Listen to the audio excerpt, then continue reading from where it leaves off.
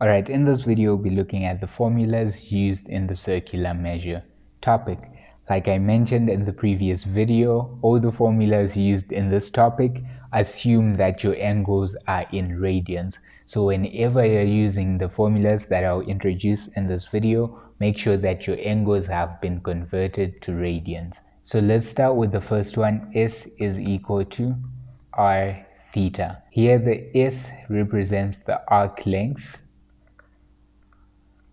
Alright, and then r is radius, and then theta is the angle subtended by the arc.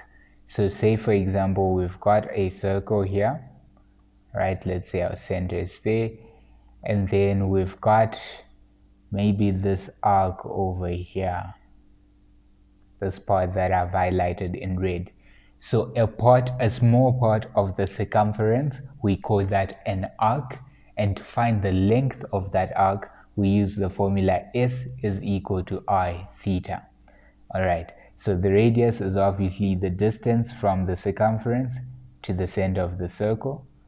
Okay, and then our angle theta becomes the angle that is subtended by this arc.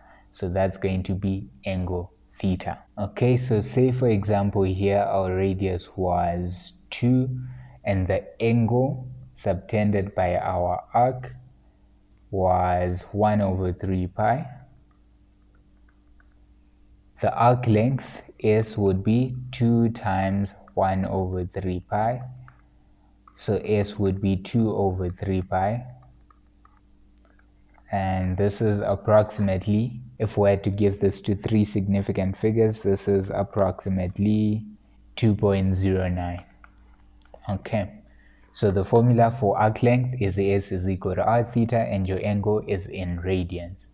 Alright, and then we've also been given that A is equal to half r squared theta. So A is equal to 1 over 2 r squared theta.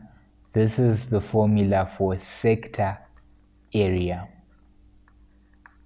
Okay, and so r of course represents your radius. Theta is the angle in that sector. So say we've got a circle.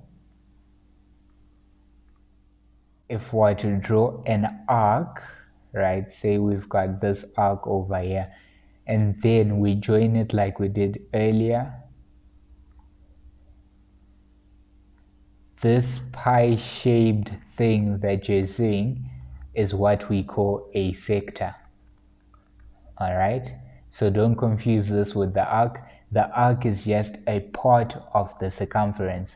So it's just this line that's on the circumference, that's the arc. But then when we now join the arc to the center back to the arc, we get what we call a sector. Is the pie shape that you see over here. We call that a sector. So to get the area of the sector, we use the formula half r squared theta.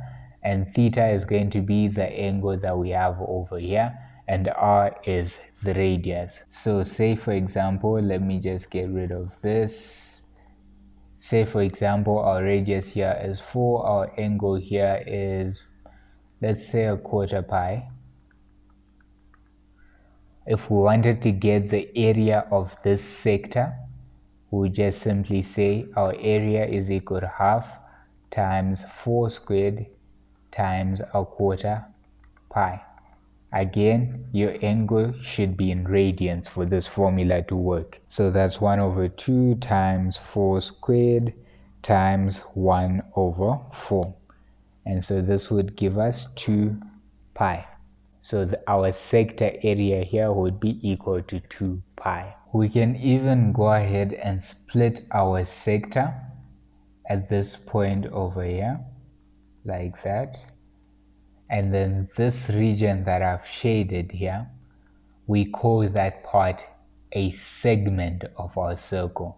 So you find a lot of questions where you're asked to find the area of the segment. So for example, in this case, to get the area of our segment, it would be the sector area, so the whole pie-shaped thing, sector area, minus the triangle that forms inside here that I'll draw in green minus our triangle over here. If we subtract the triangle from our sector area, we remain with our segment.